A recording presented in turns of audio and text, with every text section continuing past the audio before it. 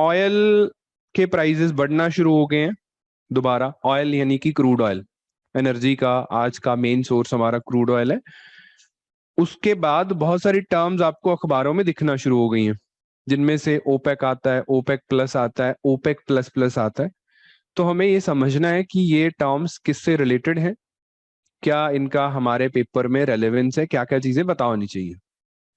ठीक है, तो ये कुछ आसान सी बातें हैं जो हमें समझनी है। सबसे पहले क्रूड ऑयल के साथ कुछ जुड़ी बेसिक बातें आपको पता है, कुछ पॉइंट्स हैं जो आपको क्रूड ऑयल के बारे में पता होने चाहिए बिफोर वी मैं इसकी बेसिक बात करूं। तो हर एक तरीके का जो ऑयल है वो सिमिलर नहीं है। क्रूड ऑयल जो है वो हर हर कंट्री, हर एरिया से निकला ऑयल सिमिलर नहीं है। जनरली ऑयल को तीन भागों में बांटा जाता है, तीन कैटेगरीज में देखा जाता है, तीन तरीके से इसका डिफरेंशिएट करा जाता है। वो तीन तरीके डिपेंड करते हैं इनकी इन तीन क्वालिटीज पे। पहला इसके वेट पे, दूसरा इसकी स्वीटनेस पे, तीसरा इसके टोटल एसिड नंबर पे। टैन काउंट बोलते हैं इसको अमेरिका में, हमारे तो नहीं, वैसे अमेरिकन जो पेट्रोकेमिकल इंस्टीट्यूशंस है वो इनको तीन पार्ट्स में डिवाइड करते हैं, और इसी वजह से तीनों के कारण न्यूज में भी रहता है कि किसी इंडस्ट्री ने अगर क्रूड ऑयल खरीदना है तो वो इन तीन पैरामीटर्स को अपने अकॉर्डिंगली देखेगी। किसी ने गैसोलीन बनाना है, पेट्रोल बनाना है, तो वो किस तरीके का ऑयल लेंगे, या किसी ने एसफॉल्ट बनाना है तो वो किस तरीके का ऑयल लेंगे। और इसी से जुड़ी हुई टर्मिनोलॉजीज अखबार में दिखती हैं तो हमारे पेपरों में आ जाती है। जैसे 2020 में आपको आइडिया होगा कि क्रूड ऑयल नेगेटिव में हो गया था, क्रूड ऑयल का प्राइस नेगेटिव में चला गया था कि -$5, -$50 पर बैरल। इसका मतलब था कि ऑयल भी लेके जाओ, पैसे भी लेके जाओ, है ना। तो किस इंटरमीडिएट पे हुआ था उसके रिगार्डिंग टर्म न्यूज में चली थी, WTI बोलते हैं, वेक्स टेक्सास इंडेक्स। ये उसी साल पेपर में आई, 2020 का यूपीएससी प्रीलिम्स, ये टर्म न्यूज़पेपर से हमारे क्वेश्चन पेपर तक पहुंच गई, है ना। इससे पहले भी एक दो बार जैसे ब्रेंट क्रूड ऑयल आपने शब्द देखा होगा न्यूज़पेपर्स वगैरह में, इस पे भी क्वेश्चन आ चुका है। स्वीट ऑयल क्या होता है, इस पे भी क्वेश्चन आ चुका है। तो हमेशा एनर्जी का हॉट टॉपिक है तो हमें इस पे सवाल देखने को मिल जाते हैं, तो हमें पता होना चाहिए। अब इनके डिफरेंसेस पे जाते हैं। वेट वाइज देखेंगे तो इसको लाइट या हैवी क्रूड ऑयल कहते हैं। स्वीटनेस वाइज देखेंगे तो इसको sweet and Sawar crude oil कहते हैं। स्वीट एंड सावर बताऊंगा, आप मीठा पी के नहीं देखते कि मीठा नहीं है, क्या तरीका होता है मीठा है कड़वा दिखने का। या टोटल एसिड काउंट नंबर, तो वो लो टैन काउंट या हाई टैन काउंट की वो बात करते हैं।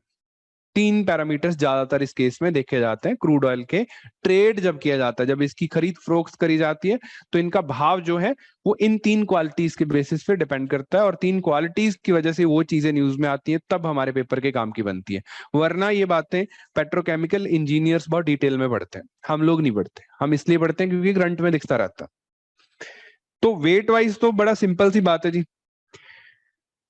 वेट का इसकी वो स्पेसिफिक ग्रेविटी से मतलब है। क्रूड ऑयल, बहुत सारे ऐसे ऑयल्स हैं जो बहुत थिक होते हैं, बहुत ग्रेविटी ज्यादा होती है क्योंकि वो इवेपोरेट कम होते हैं। ऐसे ऑयल्स जो ज्यादातर पेट्रोकेमिकल्स बनाने के काम आते हैं, एसफॉल्ट बनाने के या वैक्सेस बनाने के काम आते हैं। वो लाइट ऑयल वो होता है जिसकी ग्रेविटी कम होती है, स्पेसिफिक ग्रेविटी कम होती है, और उससे हम लोग हमारे फ्यूल बना सकते हैं, गैसोलीन बनाते हैं, पेट्रोल डीजल केरोसिन बनाते हैं। तो जो बाजार में ज्यादातर ट्रेड होता है एनर्जी की नीड्स की वजह से, वो लाइट क्रूड ऑयल है। पहली बात, लाइट क्रूड ऑयल है, उसकी स्पेसिफिक ग्रेविटी कम है, आप कह सकते हो गाढ़ा कम है आसान भाषा में। हालांकि पैरामीटर्स होते हैं, आप इतना भी समझ गए तो इट्स ओके, गाढ़ा कम होता है। दूसरी बात आती है स्वीटनेस की। स्वीटनेस मापी जाती है इसमें सल्फर कंटेंट कितना है। सल्फर कंटेंट कितना है, एफ से होता है। सल्फर कंटेंट कितना है, सल्फर एक इम्प्योरिटी है जो क्रूड ऑयल में होती है। जब हम सल्फर को, वैसे है स्लाइड्स में लिखा हो, लिखने की जरूरत नहीं है, सुन लो। जब हम ऑयल को रिफाइन करते हैं, क्रूड ऑयल को रिफाइन करते हैं, तो उन इंप्योरिटीज को रिमूव किया जाता है। तो जिस ऑयल में सल्फर की इंप्योरिटीज ज्यादा है, माने उसको रिफाइन करने में दिक्कत आएगी। यानी कि जब उसको रिफाइन करेंगे तो बहुत सारा बाय प्रोडक्ट निकलेगा, ऑयल कम निकलेगा, या हमें ज्यादा हैवी मशीनरी की आवश्यकता करनी पड़ेगी, आवश्यकता होगी। तो स्वीट ऑयल वो हो गया जिसमें सल्फर की इंप्योरिटीज कम है। सावर ऑयल वो हो गया जिसमें सल्फर की इंप्योरिटीज ज्यादा है। ठीक है, तो ऑब्वियसली जो रिफाइनर्स हैं वो स्वीट ऑयल ही चाहेंगे, स्वीट अच्छे वाला, स्वीट स्वीट जिसमें सल्फर की इंप्योरिटीज कम है, आप ऐसा याद रख सकते हैं। ठीक। अब तीसरी बात आती है tan count. Tan count is, आप आसान भाषा में समझ लीजिए, इसका एसिडिटी का लेवल क्या है, टोटल एसिड काउंट्स। अब ऑयल एसिडिक ज्यादा है, इससे क्या फर्क पड़ने वाला है, इससे फर्क पड़ेगा जो पाइप्स, जो मशीनरीज इसको कैरी कर रही हैं, जो मशीनरीज इसको रिफाइन कर रही हैं, अगर ऑयल का 10 काउंट ज्यादा है तो उनको कोरोड कर देगा। कोरोसिव होता है ना एसिड, जंग लग जाएगी, मशीनें खराब हो जाएंगी, या हमें ऐसी मशीनें लगानी होंगी, ऐसी पाइप्स लगानी होंगी कि उस ऑयल को सस्टेन, उस लेवल ऑफ एसिडिटी को सस्टेन कर दे।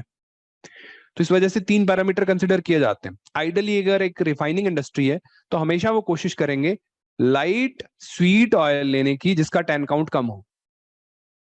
आपको ये क्वेश्चन आ सकता है कि एक आइडियल ऑयल कौन सा है रिफाइनिंग इंडस्ट्री के लिए या गैसोलीन इंडस्ट्रीज के लिए, जिन्होंने सिर्फ ऑयल बनाना है, फ्यूल बनाना है, तेल डालने के लिए गाड़ियों या बसों में, तो उसके लिए सबसे बेहतर ऑप्शन क्या होगा? कौन से वाला? लाइट क्रूड ऑयल जो स्वीट है और जिसका 10 काउंट कम है, जितना कम हो जाए। क्लियर? अब इसी के बेसिस पे इसकी खरीद फरोख्त होती है। अब इन चीजों के इंटरमीडिएट या इनके ना एक्सचेंजेस बने हुए हैं, इंटरमीडिएट एक्सचेंज। जैसे अपने देश में भी कमोडिटी एक्सचेंज है, आप कुछ भी खरीद सकते हैं वहां पे, जो इंटरनेशनल ट्रेड या नेशनल ट्रेड होता है। इंस्टेड ऑफ आप हर चीज को मंडी में जाके खरीदें, आप एक्सचेंजेस, स्टॉक एक्सचेंजेस की तरह कमोडिटी के एक्सचेंजेस पे खरीद सकते हैं। तो क्रूड ऑयल के भी एक्सचेंजेस है जहां पे लोग ट्रेडर ऑनलाइन इसको परचेज कर सकते हैं, इसकी बिड लगा सकते हैं और इसकी डिलीवरी उनको ऑफलाइन मिलती है। तो उस बेसिस पे बहुत सारे इनके बेंचमार्क रखे गए हैं। जैसे नॉर्थ सी या यूरोपियन पार्ट्स, बाल्टिक और नॉर्थ सी में होने वाला ऑयल, उसको ब्रेंट क्रूड ऑयल बोलते हैं। अब Brent crude oil as an such कोई इनकी डेफिनेशन नहीं है। ब्रेंट क्रूड ऑयल एक प्राइस का इंटरमीडिएट है जो कि यूरोप में होने वाले तेल के प्राइस के इंडेक्स को सेट करता है। ब्रेंट क्रूड ऑयल अमेरिका और यूरोप में होने वाले क्रूड ऑयल के प्राइसेस का एक बेंचमार्क है, एक मापदंड है कि नॉर्थ सी का ऑयल जो है जी वो लाइट क्रूड ऑयल है, लाइट स्वीट क्रूड ऑयल है। लाइट भी है, स्वीट भी है, टैन भी इतना ज्यादा नहीं, नॉर्मल टैन का। तो वो लगभग हाईएस्ट प्राइस पे आपको मिलता है, वन ऑफ द बेस्ट, है ना। बाकी को उसके रिलेटिवली देख लिया जाता है कि ब्रेंट से कम है या ऊपर है। ठीक, तो ब्रेंट एक शब्द है। ब्रेंट की अगर मैं क्वालिटी पे जाऊं तो वो आइडियल वही है, लाइट वेट स्वीट है। ठीक है। इसी, अब ये मैंने आपको आपकी आसानी के लिए लिख के दिया है, क्या है आप देख सकते हैं इसमें क्या होता है क्या नहीं होता। आसान भाषा में सल्फर की इंप्योरिटीज होती हैं। हैवी लाइट की बात हमने कर ली। एक चीज और रहेगी, दैट इज, हाँ, ब्रेंट एंड वेक्स टेक्सास इंटरमीडिएट। ये दो ग्लोबल बेंचमार्क्स हैं ऑयल का प्राइस सेट करने के लिए। ठीक है, अपनी अपनी स्टॉक एक्सचेंजेस पे या कमोडिटी एक्सचेंजेस पे इनका प्राइस ये इंडेक्सेस के द्वारा दर्शाया जाता है। अगर आपको देखना है ना कि यूरोप का ऑयल का प्राइस क्या है, तो आप सिर्फ ब्रेंट की रेटिंग देखेंगे, ब्रेंट कितना चल रहा है, $100 चल रहा है, तो that's the price of the European oil और मोस्टली अमेरिकन ऑयल। अमेरिका में ऑयल मार्केट में तेल का प्राइस क्या है, तो वो वेक्स टेक्सास इंटरमीडिएट दिखाता है। अब उस टाइम न्यूज में आया तो ये नेगेटिव में चला गया था, WTI नेगेटिव में चला गया था कोविड में जब लॉकडाउन लगा पहले वाला। हालांकि अमेरिका में लॉकडाउन नहीं लगा, लेकिन पूरी ऑयल इंडस्ट्री ठप हो गई थी क्योंकि ज्यादातर देशों की जो आर्थिक गतिविधियां हैं वो रुक गई थी इस वजह से। अब ऑयल नेगेटिव में जाने का मतलब क्या है? नेगेटिव में हम क्यों लेके जाएंगे इसको? ऑयल इंडस्ट्री है, ऑयल नहीं बिक रहा तो हम बंद कर देते हैं। हम ऐसा क्यों कह रहे हैं कि जी एक टैंकर ले जाओ, साथ पैसे भी ले जाओ?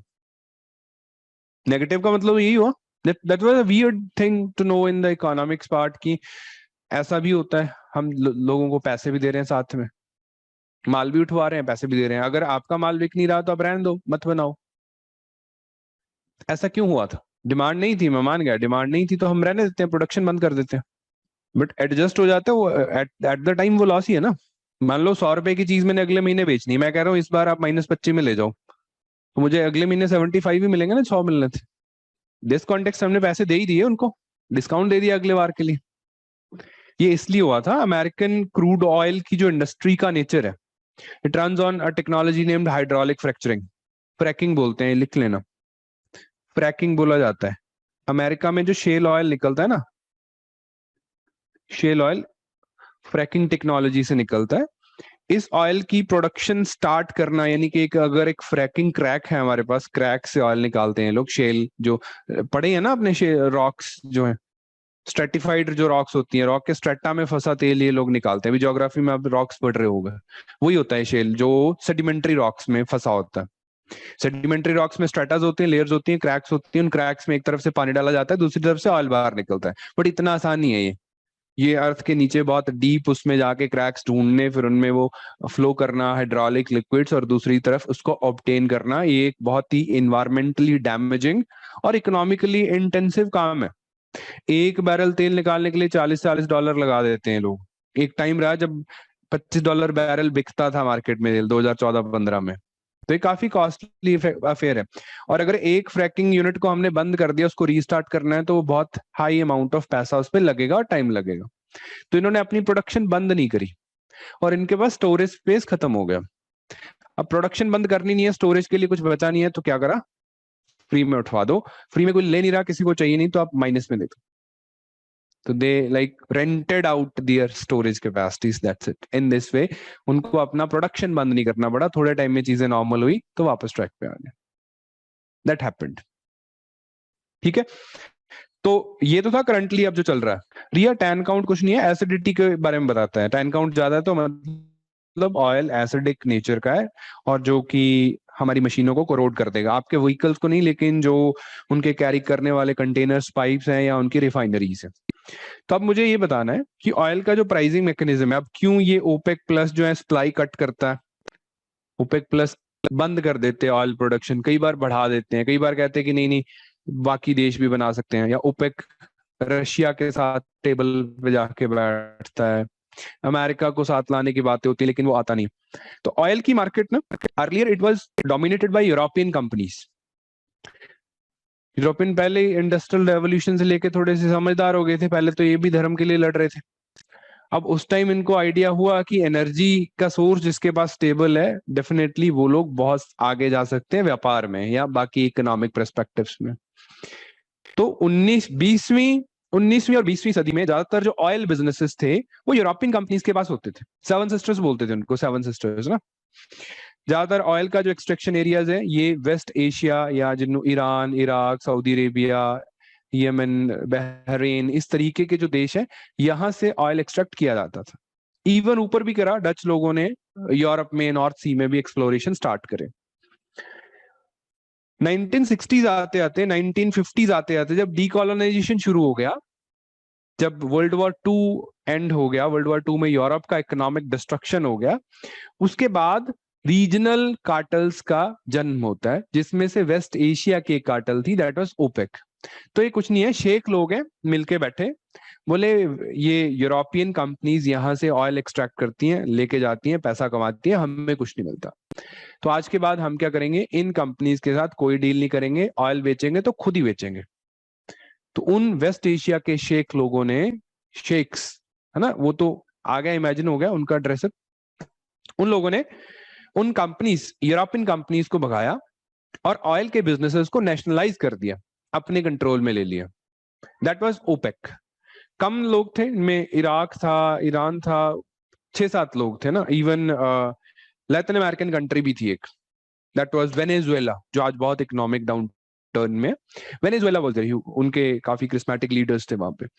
तो 60s, लेट 60s आते आते 66 में इन्होंने एक ग्रुप बनाया जिसका हेडक्वार्टर वीना ऑस्ट्रिया में रखा गया, और इनका सोल पर्पस था ऑयल के बिजनेस को बढ़ाना, अपने खुद के ऑयल के बिजनेस को बढ़ाना, जिसमें सऊदी अरेबिया भी था जो दुनिया का दूसरा बड़ा प्रोड्यूसर है, और बाकी देश, क्योंकि प्रूवन जो रिजर्व्स हैं ऑयल के 70-75% इसी एरियाज में है जो ओपेक के मेंबर है।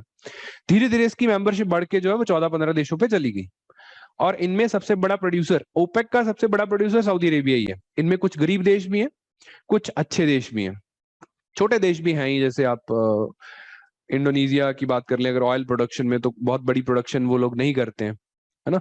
वेनेजुएला की बात कर ले, उस टाइम ठीक थे, आज वो ठीक ठाक ही इकॉनमी है। कुछ अफ्रीकन गैम्बिया जैसी इकॉनमीज भी हैं जो छोटी हैं, लेकिन हर एक मेंबर को यहाँ रिप्रेजेंट करा गया जिसकी ऑयल प्रोडक्शन है इस एरिया में। अरब वर्ल्ड में, या आप मेजोरिटी ले लीजिए, रशिया को छोड़ के लगभग ऑयल प्रोड्यूसिंग देश, यूरोपियन कंपनीज और रशिया को छोड़ के लगभग ऑयल प्रोड्यूसिंग देश इसका पार्ट बन गए।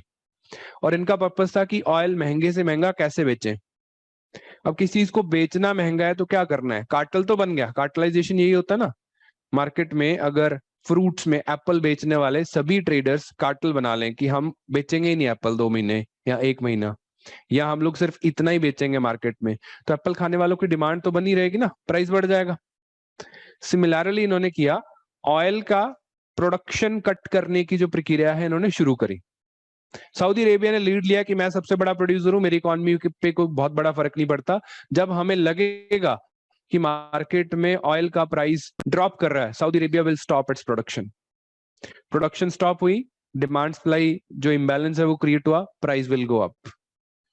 बहुत सारे इवेंट्स हुए इन दी ड्यू कोर्स। 1970s में ओपेक सीज हुआ था, ओपेक ने ऑयल प्रोडक्शन जानबूझ के बंद कर दिया था दुनिया भर की आंखें खोलने के लिए। कुछ जियोपॉलिटिकल इवेंट्स हुए थे 70s में। ऐसा था कि अमेरिका में 71 में डोनाल्ड ट्रंप के पुराना वर्षन थे, एक रिचर्ड निक्सन प्रेसिडेंट थे, उनकी कुछ पॉलिसीज ऐसी थी, कोल्ड वॉर अपनी हाइट पे चल रहा था, और बहुत सारे इवेंट्स। हम बांग्लादेश लिबरेशन वॉर लड़ रहे थे, टू बी स्पेसिफिक अगर इंडिया की बात करें, और बहुत सारा जो पॉलिटिकल फ्रंट पे चीजें उठपटांग हो रही थी। वेस्ट एशियन इस ऑयल कार्टेल ने क्या किया, ऑयल का प्रोडक्शन बंद कर दिया। एक दिन के लिए, एक हफ्ते के लिए नहीं, कुछ 1.5 साल के लिए। 1970s वाज द टाइम पहली बार ऑयल प्रोडक्शन इन्होंने मिलकर बंद किया। पीपल फेल्ट द नीड कि भाई ये क्या हो गया। पहले नहीं पता था कि एनर्जी इतना बड़ा कुछ कर, ये कार्टेल ऐसा भी कुछ कर सकती है। उस वजह से हमारे सारे इकोनॉमिक प्रिंसिपल फेल हो गए, दुनिया भर में अनएम्प्लॉयमेंट हो गई, रिसेशन आ गया, इन्फ्लेशन भी बढ़ रहा है, अनएम्प्लॉयमेंट भी बढ़ रही है। तो ये जो जेएम केन्स पढ़ने वाले लोग थे वो थोड़ा बौखला गए, क्योंकि उस जेएम केन्स की थ्योरीज में दोनों चीजें पैरेलल नहीं चलती। वो यहाँ तो कहते हैं इन्फ्लेशन होगा या अनएम्प्लॉयमेंट होगी, दोनों चीजें कंबाइन नहीं होंगी। तो वो इकोनॉमिक प्रिंसिपल्स जो है वो ड्रॉप करना शुरू हो गए। And that was a time जब पहली बार किसी ने लिथियम आयन बैटरी के बारे में सोचा। आज what goes around comes around, आज इन शेक्स का बिजनेस बंद लिथियम आयन बैटरी की वजह से होगा। And that was the time जब 70s में पहली लिथियम आयन बैटरी को कंसेप्चुलाइज करा गया कि अगर ऑयल नहीं तो एनर्जी का सोर्स क्या, आवश्यकता ही आविष्कार की जननी है, राइट। तो 70s में हुआ, 79 में इरानियन रेवोल्यूशन होता है, बहुत कुछ चीजें चेंज करती हैं, लेकिन ओपेक ने अपना स्टीम इसी तरीके से बना के रखा कि इन्होंने ऑयल प्राइसेस को मैनिपुलेट करा टिल 2014। टिल 2014 या आप 2010 मान लीजिए, इनका मैनिपुलेशन बहुत अच्छे लेवल पे चला। ऑयल की कोई कमी नहीं है दुनिया भर में, लेकिन इनका प्रोडक्शन कंट्रोल्ड है।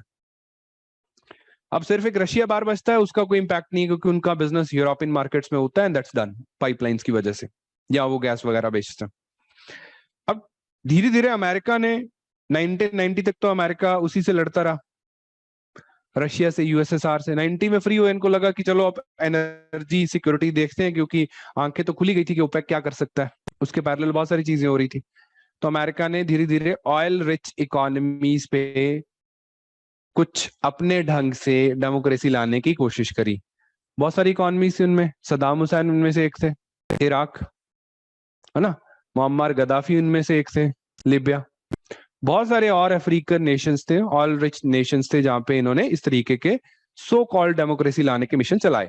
बैकग्राउंड क्या था, एनर्जी सिक्योरिटी, कि इनको ओपेक से बाहर निकालना है या इनसे डायरेक्टली ऑयल की डील्स करनी है। 2010 आते आते America has developed some techniques, जैसे सिस्मिक सर्वेज हुए तो पता लगा northern parts of America Canada border के आसपास ना बहुत सारे क्रैक्स हैं, स्ट्रेटास जो सेडिमेंट्री रॉक्स के क्रैक्स हैं, और उनमें हाइड्रोकार्बन हो सकते हैं। तो उन्होंने हाइड्रोलिक फ्रैक्चरिंग का इस्तेमाल किया और वहां से शेल ऑयल निकालने की शुरुआत होती है 2010 में। अब शेल ऑयल निकला 2010 में। अमेरिका उस टाइम, आज भी सबसे बड़ा कंज्यूमर है। अगर मैं क्रूड ऑयल की पर डे या पर मंथ की कंजप्शन की बात करूं तो American economy stands at first. Highest consumption, highest production Russia करता है, कंजप्शन अमेरिका करता है। अब वो कंजप्शन क्या करते थे, वो खरीदते थे। कहां से खरीदते थे, ओपेक से खरीदते थे, राइट, या वो ब्रेंट आता है ऊपर यूरोपियन मार्केट से। अब अमेरिका ने 2010, 11, 12, 13, 14 में क्या किया, हाइड्रोलिक फ्रैक्चरिंग की टेक्नोलॉजी पे बहुत ज्यादा इन्वेस्ट करा और अपने नदरन पार्ट से ऑयल की प्रोडक्शन शुरू करी। उस ऑयल को बोला गया शेल ऑयल, क्योंकि वो शेल रॉक से निकलता है, सेडिमेंट्री जो रॉक है। अब ये हो गया shale versus sheikh, sheikhs Saudi Arabian, shale American. अब अमेरिका जो कि सबसे बड़ा कंज्यूमर था, वो आज प्रोड्यूसर बन गया। स्टार्टिंग में उन्होंने अपनी कंजप्शन को लोकली करना शुरू करा, आज वो बेच भी रहे हैं। हमारे साथ भी जब डायलॉग्स होते हैं इंडिया के साथ, वो कहते हैं डिफेंस पार्टनर तो बन गए, ऑयल कब खरीदोगे। अब हमने खरीदना भी शुरू करा शर्मो शर्मी। कहां से, अमेरिका से आता है थोड़ा बहुत शेल ऑयल।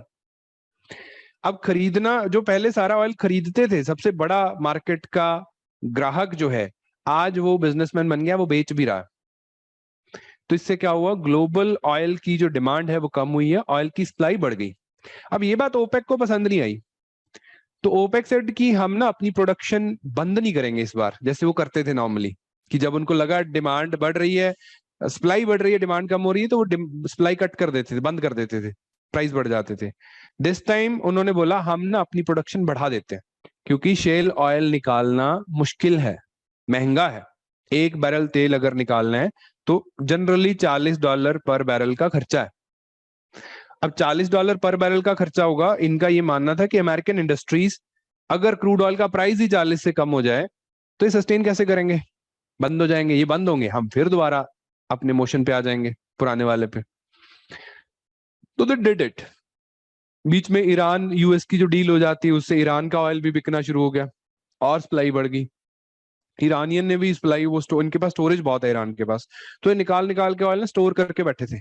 जब सैंक्शन हटी तो उन्होंने पूरी मार्केट को फ्लश कर दिया स्टोरेज, स्टोर किए तेल से। दैट वाज द टाइम जब $22 पर बैरल, $25 पर बैरल ऑयल का प्राइस आ गया। American industry was in huge debt, but American government supported that, loan वोन दिए उनको, अभी भी इंडेप्टेड है, बहुत हैवीली इंडेप्टेड है अमेरिकन ऑयल इंडस्ट्री, लेकिन उन्होंने बंद नहीं किए अपने ऑपरेशंस।